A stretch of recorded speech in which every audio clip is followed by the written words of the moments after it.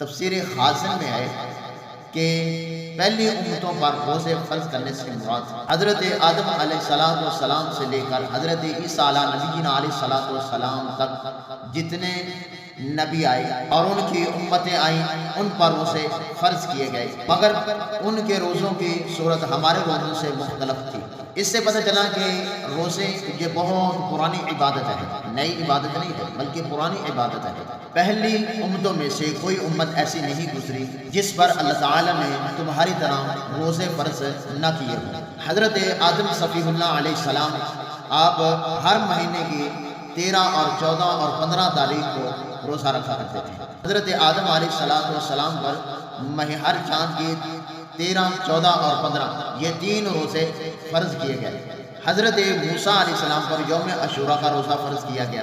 پتہ چلا کہ یہ بہت پرانی عبادت ہے۔ روزے کا مقصد ہے پرہیزگاری حاصل کرنا، متقی بننا۔ اب روزے کس پر فرض ہیں؟ میں توحید و رسالت کا اقرار کرنے، ضروریات دین پر ایمان لانے کے بعد جس طرح نماز فرض ہے، اسی طرح ماہ رمضان مبارک کے روزے ہر عاقل و بالغ مرد عورت پر فرض کیے گئے۔ تو یہ روزے 10 شعبان 2 ہجری کو فرض کیے گئے۔ روزہ فرض ہونے کی وجہ کیا ہے؟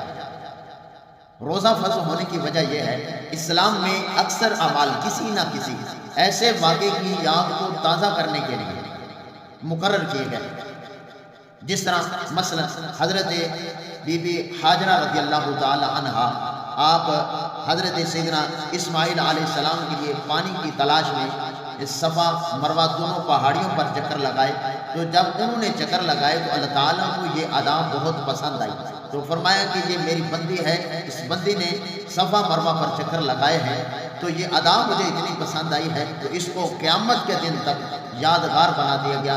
جو بھی حاجی حج کرنے کے لیے جائے تو یہ صفا مروہ کی سعی کرے، عمرہ کرنے کے لیے جائے تو یہ صفا مروہ کی سعی کرے۔ اسی طرح ماہ رمضان مبارک کے روزے جو ہم پر فرض کیے گئے، یہ نبی پاک صاحب رونق صلی اللہ علیہ وسلم غار حرا میں کچھ دن ٹھہرے تو آپ دن میں کھانے پینے سے پرہیز کرتے تھے اور رات کو اللہ کی عبادت کرتے تھے، اللہ کا ذکر کرتے تھے، تو یہ ادا اللہ کو پسند آئی، تو اللہ خالق کائنات نے یہ روزے اپنے محبوب کے امتیوں پر فرض کر دیے گئے۔